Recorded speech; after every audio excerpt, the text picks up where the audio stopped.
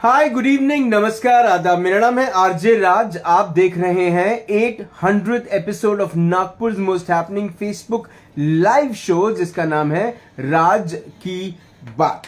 राज की बात का 800वां एपिसोड आप सुबह से देख रहे हैं। कई सारे एपिसोड जो मैंने किए वो उसका जो आधार था वो यही था कि मैं 800 एपिसोड की चर्चा करूं, क्योंकि दुनिया का ये एकमात्र ऐसा शो है जिसके 800 एपिसोड्स पूरे हुए हैं फेसबुक पर। मुझे ऐसा लगता है कोई और शो दुनिया में बना नहीं है। मैं धन्यवाद करता हूं उन सभी स्पॉन्सर्स का, उन सभी व्यूअर्स का, आपका, जो शो देखते हैं, जो शो को पसंद करते हैं। ATMT Pro presents राज की बात in association with BNI Nagpur. A big thank you to Pick a Book Nagpur, Uttar Dakshin, the best South Indian food servicing वाला, आलीशान, end of course Gemini outdoors. आज जिस विषय पे हम बात करने वाले हैं, ये विषय मुझे ऐसा लगता है कि जमाने से चला आ रहा है, और वो विषय इतना गंभीर है कि लगता है कि आने वाले वक्त में अगर इस विषय के ऊपर में कोई बड़े कानून नहीं बनाए जाएंगे तो ये आने वाले दिनों में एक बड़ी तकलीफ दे सकते हैं। अब बड़े शहरों में और बड़े इलाकों में तो कोई दिक्कत नहीं है, लेकिन छोटे शहरों और छोटे इलाकों में आज भी इस किस्म की तकलीफ है। जब कोई लड़की अगर छेड़ी जाती है तो लड़की अपने भाई को जाकर बताती है, कानून का दरवाजा नहीं खटखटाती। ईव टीजिंग एक तरीके से एक पाप है जो समाज में चल रहा है कई वर्षों से, लेकिन उस पर अब तक कोई बहुत बड़ी ऐसी रोक नहीं लगी है। लेकिन कानून है महिलाओं को बचाने के लिए, महिलाओं की रक्षा सुरक्षा के लिए। क्या है ये कानून और कैसे हम समझेंगे ईव टीजिंग के लिए बने हुए कानून को, हमारे साथ बताने के लिए आज नागपुर शहर के जाने माने वकील आदरणीय advocate Nitin Gandhi sir. Nitin sir, नमस्कार। हेलो सर, स्वागत आपका राज की बात के 800वें एपिसोड में। बहुत बहुत बधाई हो आपको। सर, आपको बधाई इस बात की कि आपके नए फ्रेम में आप बहुत ज्यादा हैंडसम लग रहे हैं। Thank you so much. And sir, eve teasing एक बड़ा मुद्दा, बहुत अच्छा टॉपिक आपने निकाला है। जी। मेरा भी बहुत मन था इस पे बात करने का, क्योंकि कई सारी महिलाएं भी जुड़ी हुई हैं जी आपसे, और एनजीओ के काफी लोग आपसे जुड़े हैं जी जो कि बेसिकली लेडीज को समर्थन करते हैं। जी मैं उनके बारे में ये पूरा प्रोग्राम हम लोग बहुत ही सादे शब्दों में जी। उनके लिए करेंगे। जी सर। तो ऐसा है कि ईव टीजिंग का जन्म हुआ कैसे। पहले प्रिमिटिव टाइम्स में, हिस्ट्री में, लड़कियों को घर पे रहने का ये था कि भाई उनको घर पे रहना है, 4 वॉल्स के अंदर ही रहना है या घर के अपने दायरे के अंदर रहना है। बाद में क्या हुआ कि धीरे धीरे मॉडर्नाइजेशन होता गया, लड़कियां घर से बाहर आने लगी पढ़ने के लिए। सबसे पहले पढ़ने लगी, फिर जॉब करने लगी। आज की तारीख में बहुत सी बड़ी बड़ी कंपनियों की मालकिन बन गई। तो जब कोई लड़की घर से बाहर निकलती थी पढ़ने के लिए, तो तब आजू बाजू वाले उसको एक कर्ज की नजर से देखते थे कि भाई ये लड़की को पढ़ा रहा है, बाहर निकाल रहा है। ये मैं आपको हिस्ट्री की बात बता रहा हूँ जी। फिर इसके बाद ऐसा समय आया कि ग्लोबलाइजेशन हो गया, अभी लड़की और लड़के एक प्लेटफॉर्म पे आ गए जी। उसके बाद स्कूल जाने का चलन शुरू हो गया। ये अब हम लोग सिटी में हैं, लेकिन ये चलन अभी भी गांव में बहुत कॉमन नहीं है जी। लड़कियों को पढ़ाना, उनसे काम कराना, ये बहुत कॉमन नहीं है। लेकिन अभी सिटीज में बड़ा कॉमन लगता है कि लेडीज भी काम करती हैं जी। तो वो जो है ना, किसी भी मर्द जात ने किसी भी औरत जात को अगर कोई असॉल्ट किया है जिससे कि उसकी मॉडेस्टी पे मतलब उसे शर्म आ गई है, कोई भी ऐसी एक्ट, चाहे वो फिजिकल हो या जेस्चर्स में हो। जेस्चर्स मतलब अपने कोई बिना छुए लेकिन दूर से इशारे करना, या फिर उसको टच करके किसी भी तरह से ऐसा कुछ किया है जिससे किसी लेडीज को शर्म आ जाए जी। और उसको ये काम पब्लिक में किया गया हो, और उससे जो है ना उसकी मॉडेस्टी पे इफेक्ट आए जी। उसके कैरेक्टर पे इफेक्ट आ जाए, तो उसको एक दायरे में डाला गया है जिसको हम लोग एक टर्म में ईव टीजिंग बोलते हैं, लेकिन लीगल टर्म में उसको outraging the modesty of women के दायरे में डाला जाता है जी। अब इसके बहुत सारे पार्ट्स हैं। जैसे एक हो गया कि भाई सामने कोई लड़की रोड पे चल रही है और उसको किसी ने छेड़ दिया। अब छेड़ दिया तो कैसे छेड़ दिया जी। क्या उसका रास्ता रोका, क्या उसको सिर्फ एक इशारा किया, जी। क्या उसको कोई बोल दिया उसने, जी। लड़के ने, जी। इस तरह की कोई बात हो गई, या उसने कोई ऐसा जेस्चर दिखाया जिसमें लड़की से कोई फिजिकल कांटेक्ट नहीं हुआ, या लड़की को डायरेक्टली कुछ नहीं बोला गया, लेकिन ऐसा कुछ जेस्चर किया गया जिससे लड़की को देख के शर्म आ जाए। जी। जिसमें इवन मतलब ये भी देखा गया है कि इंडिया में मेरे पास कई ऐसे मैटर्स आए थे जिसमें कि जैसे इंडिया में बड़ा कॉमन है कि लड़के जो है वो रोड पे खड़े होकर सुसु करते हैं जी। और वहीं से औरतें लड़कियां जाती हैं, ठीक है। हम्म। तो कई बार इस चीज को मतलब इस चीज को लेके कई बार गलत जेस्चर्स भी मर्द आदमी करते हैं औरतों जी। को देख के, जी। तो वो इस सब दायरों में आ जाता है। अब 2017 में कानून थोड़ा सा चेंज हुआ, जो आप बोल रहे हो कि कानून सीरियस हो गया, जी। कानून को भी लगा कि इसमें स्ट्रिक्ट होना चाहिए। तो पहले इसमें पनिशमेंट सिर्फ 3 साल तक की थी, इसमें कई सारे बाइफरकेशंस भी बढ़ा दिए गए 2017 के बाद, जी। और उसके बाद जो ये सजा है इस पे वो मैक्सिमम 7 इयर्स की हो गई।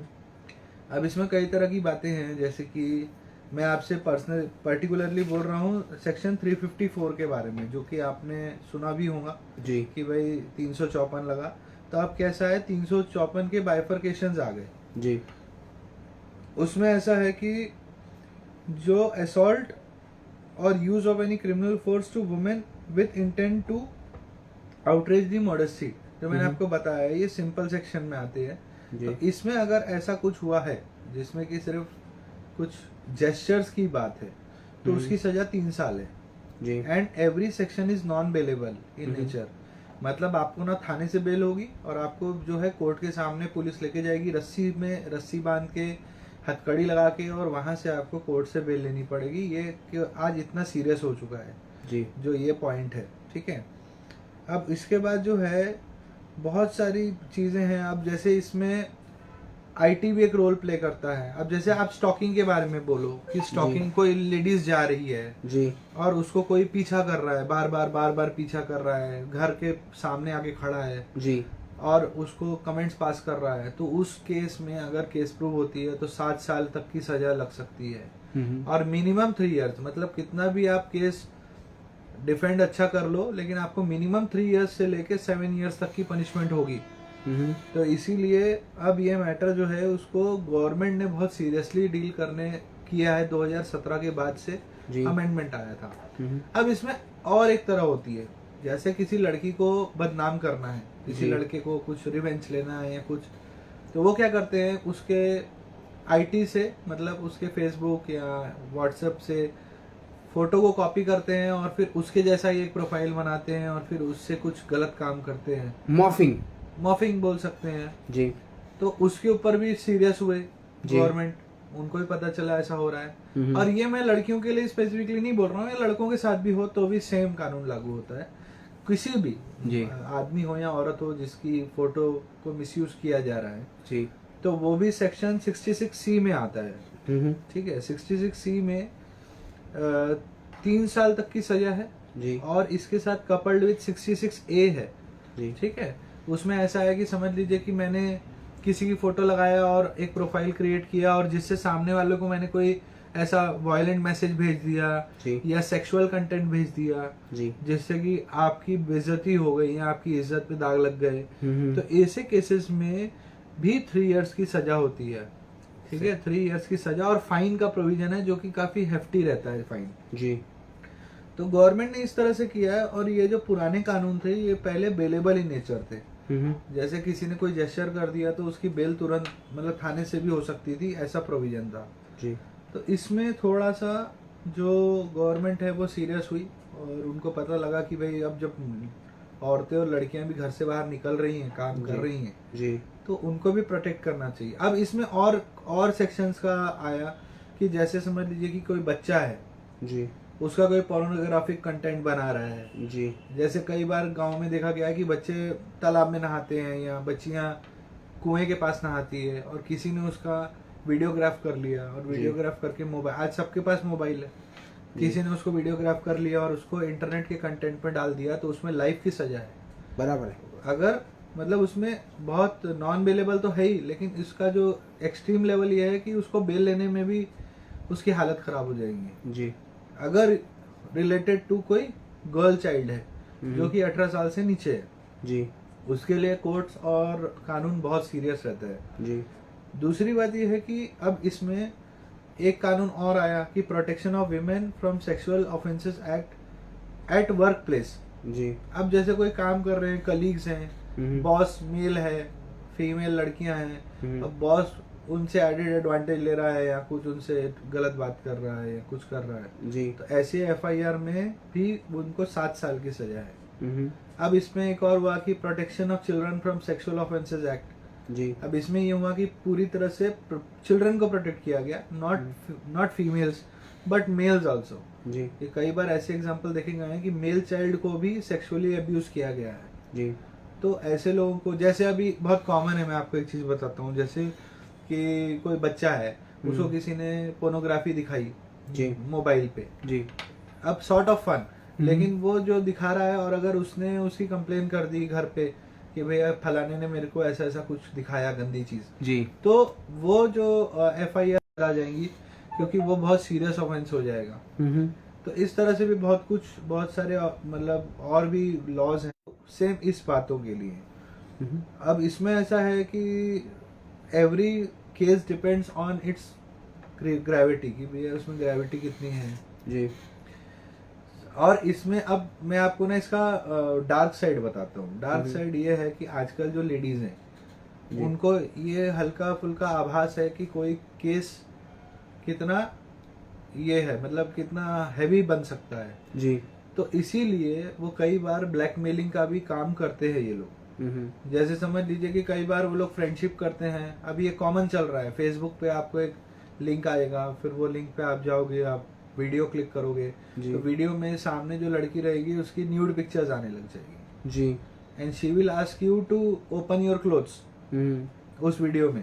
जी जैसे लड़का, अगर इफ लड़का भी वैसा कुछ जेस्चर करता है तो उसकी वीडियोग्राफी बना लेते हैं वो लोग और फिर उसको पैसे के लिए ब्लैकमेल करते हैं, नहीं तो बोलते हैं कि हम ये वीडियो वायरल कर देंगे, हम आपके फादर को भेज देंगे, पुलिस को भेज देंगे। बिल्कुल सही बात।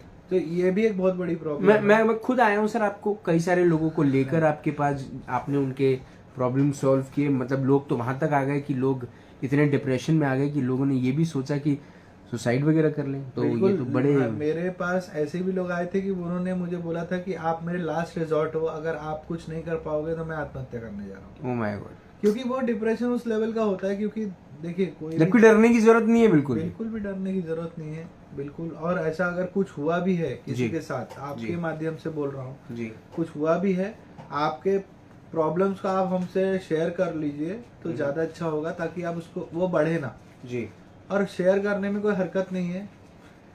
दूसरा, इसमें एक और प्रॉब्लम मैं आपको बताता हूँ, जैसे पॉस्को है, prevention of children from sexual offences act जी। इसमें अगर एक पर्टिकुलर कम्युनिटी के है, जैसे लोग रहते हैं माइनॉरिटी के जी, तो उनको जब केस फाइल होता है, तो जब चार्ज फ्रेम होते हैं, मतलब केस का ट्रायल शुरू होता है जी, तब वो लड़की को कुछ पैसे मिलते हैं बराबर। और अगर वो केस जीत जाते हैं तो वो लड़की को 3 लाख रुपए मिलते हैं गवर्नमेंट की तरफ से जी, as she was the victim जी, कि उसका फिर से लाइफ संवर सके जी। इसको, इस एक्ट को इतना मिसयूज किया जाता है, इस लेवल पे मिसयूज किया जाता है कि कुछ लोगों ने अब इसको बिजनेस बना लिया है। क्योंकि एक बच्ची है जो 15-16 साल की है, तो उनको सब समझता है। आज मोबाइल की दुनिया है तो बड़ी दुनिया सब समझने लग गई बच्चों को, सब बिल्कुल सही बात है। जैसे आप उसका आज की तारीख में, जैसे पहले होता था कि पहले मोबाइल की दुनिया नहीं थी जी, तो सेक्सुअल कंटेंट्स अगर किसी को देखना है तो उसके लिए आपको माँ बाप से छिपना पड़ता था, बाहर जाना पड़ता था, है ना, हकीकत है। इस तरह से बातें। आज की तारीख में आपको सिर्फ एक बटन क्लिक करना है और आप वो सेक्सुअल कंटेंट्स में घुस जाएंगे जी। और कई बार तो ऐसा भी है कि मोबाइल में आजकल खुद ही ऐसे एड्स आते हैं जिसमें कि सेक्सुअल कंटेंट होता है जी। अब उसमें आप कैसे रोकोगे कि ये बच्चे यूज कर रहे हैं या कौन यूज कर रहा है, हकीकत। तो इस तरह आजकल सेक्सुअल टॉयज के ऐड आ जाएंगे, कुछ आ जाएंगे। तो वो कैसा होता है कि आजकल ही मैं एक चीज बोलना चाहता हूँ कि बच्चे बहुत जल्दी सेक्सुअली एक्टिव हो जाते हैं जी, और उनको सब चीजें समझने लगती हैं। और अगर समझ लीजिए अभी जैसे कुछ हमारा यूथ है वो नशे में भी है जी, अब यूथ को पता चल जाए कि मुझे 3 लाख रुपए मिलने वाले हैं, या आपके और मेरे बच्चे को भी पता चल जाए कि ऐसा करने से 3 लाख रुपए मिलने वाले हैं, तो they will definitely be lucrated by that, ये ऐसा कर दिया जाए जी और 3 लाख रुपए ले लेंगे तो हम मोबाइल खरीद लेंगे, हम्म। हम एक्टिवा खरीद लेंगे, ये सब बातें होती है। जी इस तरह से मिसयूज भी है। अब जैसे समझ लीजिए पहले अफेयर होता है, जी अफेयर कर लेते हैं, उस अफेयर में फिजिकल रिलेशन बना लेते हैं और उसके बाद जब इनकी ब्रेकअप होती है तो लड़की जाके बोलती है कि मेरा रेप हुआ है जी क्योंकि इसने मुझे प्रॉमिस टू मैरी किया था कि ये शादी करेगा मुझसे, और अब मेरे साथ करके सेक्सुअली एक्सप्लॉइट करके ये मुझे छोड़ के चला गया। जी तो उसमें ऐसे कारणों में ऐसा कह सकते हैं कि जो लड़की है वो मैनिपुलेट करके चीजों को अपने फेवर में ले रही है, क्योंकि लड़कों के पास इसके पीछे कुछ है ही नहीं ना। जी अगर आपने प्यार किया है, आपने एक रिलेशनशिप में एंटर हुए हो, तो ये दोनों तरफ से मतलब हामी भरी गई है ना। बिल्कुल सही बात है। ये रेप नहीं है, आप जी। इसको रेप नहीं बोल सकते हो। ऐसे कई सारे जजमेंट्स है जिसमें इस बात को रेप नहीं बोल सकते हैं। अगर लड़की सेक्सुअल इंटरकोर्स या सेक्सुअल एक्ट के लिए जी हामी नहीं भरती है, then you can call it rape, क्योंकि वो फोर्सफुली आपके ऊपर हुआ। हकीकत है। या ऐसे किसी बंदे को बीच में रखा गया है, या जैसे कोई चाइल्ड है, मदर है, जिसको कि आप प्यार करते हो या वो लेडीज प्यार करती हैं, या उसके फैमिली मेंबर्स हैं जिनको उसने हर्ट करने वाला है वो, अगर उसको सेक्सुअल फेवर्स नहीं मिले जी तो under that impression she will give consent कि भाई कर लो। सो अंडर दैट मोशन जो है आप ये बोल सकते हैं कि ये रेप की घटना हो गई, जी जहाँ पे लड़की ने अपना कंसेंट नहीं दिया। जी और उसको हम लोग मतलब अपने लैंग्वेज में बोलते हैं कंसेंटम देना। कंसेंटम मतलब अगर वो लड़की ने कंसेंट नहीं दिया और उसके साथ रेप हो गया तो भाई तू ब्रेकअप के समय क्यों आई एफआईआर लिखवाने? You should have gone immediately. आजकल सबके पास मोबाइल फोन है, अगर आपको लगता है कि आपके राइट्स इन्फ्रिंज्ड हो रहे हैं, आप तुरंत 100 नंबर पे फोन कीजिए, पुलिस आपके दरवाजे पे आएगी, आपको कहीं जाने की जरूरत नहीं है जी। और इस मैटर्स में मैं लेडीज को बता देता हूँ कि कई बार आपकी आइडेंटिटी को भी हाइड करती है पुलिस। ऐसा नहीं है, अगर आप रिक्वेस्ट करें तो आपकी आइडेंटिटी को हाइड कर सकते हैं। जी जैसे आपने प्रोग्राम शुरू किया और बोला ना कि भाई लोग लड़कियां अगर कुछ छिड़ जाती हैं तो वो अपने भाइयों को बताती है, पुलिस को नहीं बताती है। तो ऐसे मौके पे मैं आपको वही बोलना चाहता हूँ कि आपके आइडेंटिटी को वो लोग बिल्कुल पर्सनल रखते हैं। जैसे राज आपने मुझे बताया अभी कि आपके जो पहचान के थे वो भी फेसबुक वाले प्रॉब्लम में फंसे थे, तो वो मेरे पास आए थे। उनकी आइडेंटिटी को हमने पूरी तरह से हिडन रखा था। बिल्कुल। ना उनकी कंप्लेन में किसी को पता चला, ना उनके घर को पता चला जी। तो आप घबराइए मत, डरिए मत, हर चीज का सॉल्यूशन है जी। बशर्ते कि आपको पेशेंस के साथ आना होगा और अपनी भी गलती को एक्सेप्ट करना होगा कि हाँ भैया ठीक है, फेसबुक में मैं भी लुक्रेट हो गया था। जी। अगर आप इस तरह की नीति से चलेंगे तो आपको रिलीफ जल्दी मिलेगा। और गवर्नमेंट और लॉ जो है वो बहुत सतर्क है, आप सबके लिए ही बनाया गया है और अगर आप चाहेंगे, आप कोशिश करेंगे तो आपको जस्टिस जरूर मिलेगा, 110% मिलेगा। और उसके लिए ज्यादा जरूरी, सबसे ज्यादा जरूरी ये है कि आप दरवाजा खटखटाएं। करेक्ट। क्योंकि ज्यादातर लोग दरवाजा खटखटाते नहीं और उसके बाद फिर अपेक्षा यही करते हैं या फिर पब्लिकली ये स्टेटमेंट दे देते हैं कि कानून अंधा है, कानून हमारे लिए कुछ नहीं करता, जबकि कानून में वो सुविधाएं हैं, वो ऐसे लॉज हैं जो उन्हें प्रोटेक्ट करते हैं। मेरा ऐसा कहना है कि जो महिलाएं हैं उन्होंने मतलब मैं महिलाओं को इन मतलब पूरी तरह से नहीं बोल रहा हूँ, कुछ जो सेगमेंट ऑफ महिलाएं हैं उन्होंने ये कानून को इतना मिसयूज किया है जी। कि अब कोर्ट्स भी इनके अपोज में सोचने लगे हैं। कई बार ऐसा होता है कि कोर्ट्स में देखो मुझे एक बात बताओ, एक मैं मूवी में भी देख रहा था ये चीज कि भैया ठीक है, एक गर्लफ्रेंड है, उसने बॉयफ्रेंड के साथ 7 बार फिजिकल रिलेशन बनाया है जिसमें उसका कंसेंट था। वो होटल में गए, रूम में गए कि 8वीं बार वो लड़की ने बोला आज मैं नहीं आपको कंसेंट दूंगी, मेरे को आज टच मत करो जी। फिर भी लड़के ने उसको क्या बोला कि नहीं, 7 बार तो तुमने किया है तो 8वीं बार करने में कोई प्रॉब्लम नहीं है। And he has forcefully done physical activity. ठीक है, अगर ऐसा करने के बाद that comes in the ambient of rape. लेकिन प्रॉब्लम क्या है, यू हैव टू एक्सेप्ट कि जो 7 बार आपने किया था वो विद कंसेंट था और 8वीं बार जो हो गया वो कंसेंट नहीं था and that was forcefully on you. तो वो बातें जो है ना वो समझना भी जरूरी है और उसको इम्प्लीमेंट करना भी जरूरी है जी। नहीं तो कानून को मैनिपुलेट करके आपको कभी जस्टिस नहीं मिलेगा। सही बात है। सर मेरा आखिरी सवाल आपसे जी। कि अगर कोई लड़की के साथ ईव जी। टीजिंग होता है जी और वो शर्मसार हो जाती है, जी सर उसने पहली चीज क्या करनी चाहिए? सबसे पहली चीज ये करना चाहिए कि उसने थोड़ा बोल्ड हो जाना चाहिए। हम्म, और उसने ये देखिए, अगर आपकी गलती नहीं है जी तो फिर आप डर क्यों रहे हैं? आपको किसी ने छेड़ा है, आपको साथ किसी ने गलत किया है, तो आप उसमें आवाज उठाने में डर क्यों रहे हो? आज तो सब एजुकेटेड हो, जी आज सब रोड पे घूमते हो, जी आज सब अपनी फ्रीडम की बात करते हो। आज मैं लड़कियों की बात कर रहा हूँ कि लड़कियां बोलती हैं कि हम लड़कों जितने हैं, हमारे को वैसे अधिकार है कि भाई हम लड़कों जैसे हैं, हमको लड़के के कैटेगरी में रखो। जी जब आप ऐसी बात कर रहे हो तो फिर इतनी छोटी बात को आप क्यों हाइड एंड सीक करना चाहते हो? जी हाँ, ये अलग बात है कि अगर आप एक गलत बंदे के साथ अफेयर में हो हम्म, तो फिर मैं उस पर कमेंट नहीं कर रहा हूँ। फिर आपको हो सकता है हाइड एंड सीक करना पड़े, कई ऐसे हैं बातें कि आपकी शादी में प्रॉब्लम हो सकती है। लेकिन अगर आपको किसी ने छेड़ा है और जी। आप उसमें कहीं भी इन्वॉल्व नहीं है और आपको बुरा लगा है, तो ये बात को डिस्कस करने से आप मत डरिए। जी दुनिया के लिए मत जिए, अपने लिए जिए पहले अपने आप को जय कीजिए, फिर दुनिया की जय हो जाएंगी अपने आप। मेरा तो ये है।